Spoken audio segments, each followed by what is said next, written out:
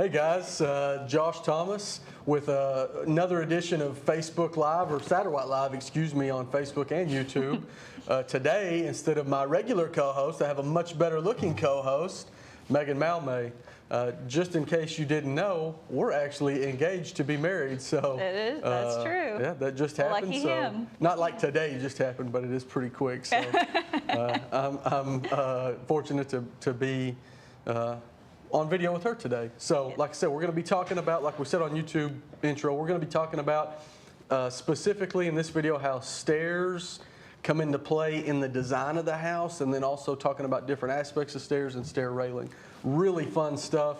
That's why they brought in the good-looking girl to help get you through this. The professional. That's right. Yes. So without further ado, let's get into stairs. Okay. So I guess we'll wait for that slideshow. There it is. Okay.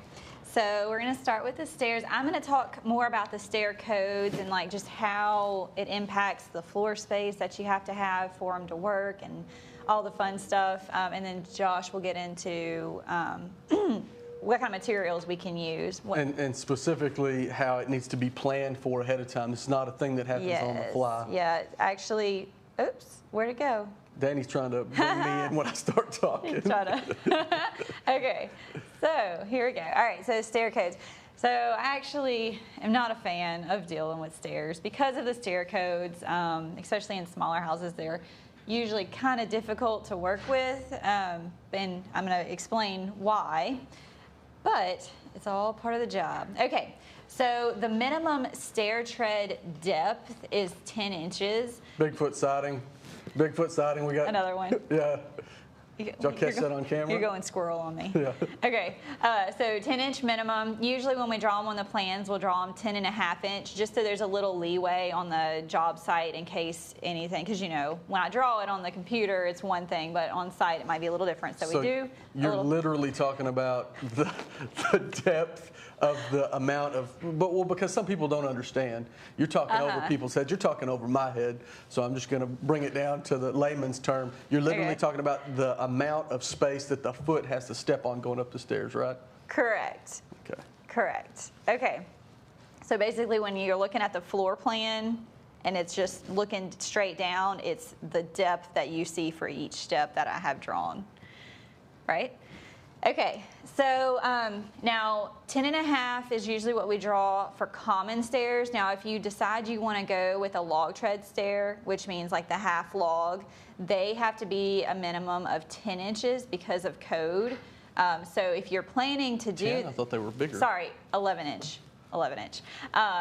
So if you're planning to do that, we do need to know that ahead of time so that we can draw it like that on the plans, because if I draw it at 10.5 inch like a standard stair and then on site you change it, the stairs might not work, because sometimes the stairs are so tight that every half inch makes a difference. So yeah, and might not work. It literally means we can't build it that way. Yeah, so, like it's not to code. It's not and we're not going to build legal. something that's not to code. Right. So it's very important that we figure out with the stair design that you want, the materials that you're going to use, whether it's a frame staircase with just yellow pine 2x8 and 2x12s, or if it's a log tread staircase, that we get the width correct. And that we determine, you're going to go over all this, aren't you? No, go ahead. And that we have the plate height or the second floor system height down, and there are no changes made after the fact, because, like I said, it's any changes like that on site, and our crews aren't going to make these changes, but it really applies to people who are doing their own thing, or you can't just make changes on the fly like that when stairs are involved without checking with the designer first. Right. It's like I said, they're kind of a beast. So okay. So then that's it for the stair tread depth. So just keep in mind, like usually on an 8-foot ceiling height, plus you've got the joist above that you have to account for. So you've got roughly 8-foot ceiling plus 10 or 12-inch joist, usually 10-inch. So it typically takes about 15 to 16 steps to go up. So if you've got that multiplied by, say, 10.5, you're roughly at 14 foot of floor space on your main floor that those stairs are going to take up, plus the landing, which I'll go over in just a minute, how big that has to be. Okay, so the maximum stair height, so each step is 7 3/4 inch. Usually we'll try to keep it around 7.5 again, so there's a little leeway on site. So that's part of why we end up with the 15 to 16 steps. If you have floor trusses, then that means that's, you know, they're 16 inches versus the joist that are 10 inches. So then that means that's 6 extra inches. Yeah, 6 extra inches. So that's basically another step just because you went from floor joist to floor trusses. So all of that has to be taken into consideration. The next is 6'8" minimum head clearance. So above every step and the full landing that's on the bottom as well as the top, which we'll show you some pictures in a little bit to kind of help explain this. But the minimum is 6'8". So you have to have 6'8" of headroom at every point on the staircase. So you'll see a lot of times on our plans, the stairs will have one step and then a landing, and then it'll turn and start going up. It's because once you get to that landing, that log wall, as you can kind of see in this picture, you start running out of headroom, and so you have to start turning and going up with the rafters of the roof so that you can maintain that 6'8" of headroom. Yeah, so as the roof height climbs, your stairs climb to continue to at least keep that 6'8". Right. And then, like you said also, at the top too, that's something that a lot of people don't think about, but however wide the stairs are, you know, overall, whether they're 36 inches, you can get into that? Yeah, that's next. Okay. She always tells me what I need to be saying and He knowing. needs that in his life, for sure. Okay. Okay, so the 3-foot minimum width staircase. So that means that your landing has to be a minimum of 3 by 3. So whatever the width of your stairs are, that's the square of your landing. So if you've got a 3'6" wide staircase, that means your landing has to be 3'6" by 3'6". That can make a difference again if you're working with a really tight space. If your stairs are 6 inches wider, it might be okay coming into the room a little bit, but if you move them 6 inches further into that upstairs loft area, you might start running out of headroom where those rafters start coming back down at the top of the stairs, if I'm making sense. Or if there's a door at the bottom or a door at the top. Yeah. Yeah, so we've got some pictures that show that, but we just have to, just make sure that as those stairs come down, you can't be encroaching on windows to an extent, but really to doors. Right. Have to have enough room to get around those. Okay. I think that's pretty much it as far as code goes. So I'll let you kind of talk about here. Okay, so this is a frame staircase in the middle stages of it. So you can see this is, like I said, our standard staircase framed with 2x12 stringers, and it will have 2x12 treads and 2x8 risers. That's our standard construction. So this is in the interim stage. It looks like they've got some 2x4s down, maybe for just construction to get it through the process. But just showing you that there. Now, Megan, this is a good opportunity to show them the difference in width, and it's kind of hard to see, but aren't log tread stairs typically wider as far as taking up floor space than frame stairs? Yeah, they're usually a little bit wider because you can see that, what? I don't have control of that. Danny's doing that. Can you go back to the picture? No. So the pieces on the outside of each step, so on the right and the left of the steps going up, the stringers, the 4x12 on the wall, and then the 6x12 rounded stringer on the outside face. So they pretty much add whatever width those are, add that to your steps, because your steps themselves have to be that minimum 3 foot. So whatever outside of that is, so you end up with like 3'8", roughly, 4 foot, typically, if it's like 4-inch stringers. Okay. So this is just a good example of a finished staircase, so you can see the amount of space that it takes up. Now, we talked about how things can be tight and how hard it is to make things fit. Now, this staircase obviously has plenty of room. With that angled landing like that, it's going to take up a lot of room, so you have to make sure that when you're planning the house, and that's what Megan's for, that you literally have enough space in the room to take that up and still have enough livable space in that room. Another staircase here. Now, I don't think this is to code. Does this look code to you, that first step? No. So the deal is with those landings at the bottom, how it's cut at an angle and cut in half, that second step is, I'm trying to see, okay. So the second step, that one is to code because you can see where that post is that's holding up the railing. There's about a 6-inch section of that, and it does not go to a point. But that first step does go to a point, and that is not to code. So you can do the diagonal, but we have to make sure that that inside corner does not go to a point. It has to have at least 6 inches. Yeah, so some of the things that we're going to talk on today, some of these pictures are going to be things that we've seen that we won't build to, that's not necessarily to code, but we're going to show them to you just to kind of make you aware of that. And the reason for that, the reason for the code is it's a trip hazard. You don't want to turn if you're coming, especially if you're coming down the stairs, you don't want to turn the corner on that top angled landing and try to hit the bottom angled landing and then not have enough room for your foot and slip down and fall. So that's the reason for that. One thing I'll show you here also is changing, and so sometimes you don't think about it, changing your house log, especially the thickness of your house log, can make or break a staircase also, because you got to think here on this exterior wall, regardless of the fact that the landing's not to code, on this exterior wall, let's say that's 5.5 inches thick.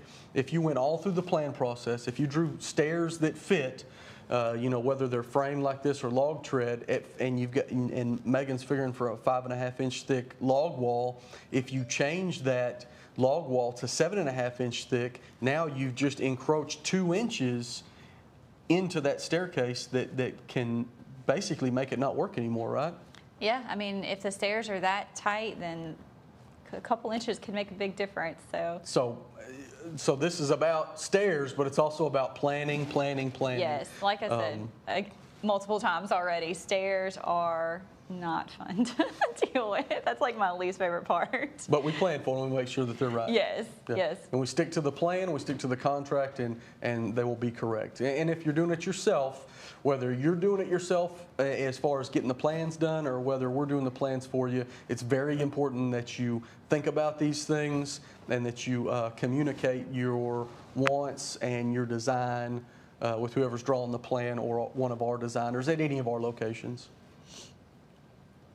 So this is not even really a staircase, it's just a neat picture of a way that you can get up to the second floor. Now, like I said, this is not necessarily to code, but it's still a neat way to... The deal is that the stairs have to be to code if they're going up to a sleeping quarters. Okay. So only if there's like a bedroom up there does it have to actually be to code. If it's just a loft with an office, they do not have to be to code. You can have like a ladder style. Okay. Or steeper. Learn something new every day. And that is the bedroom, so that's not technically. That's not a bedroom, that's a desk. That is? With a blanket on it. Okay. So this is just a good shot of same house, but of some unique railing. So we're going to talk about railing also and requirements for that and things of that nature.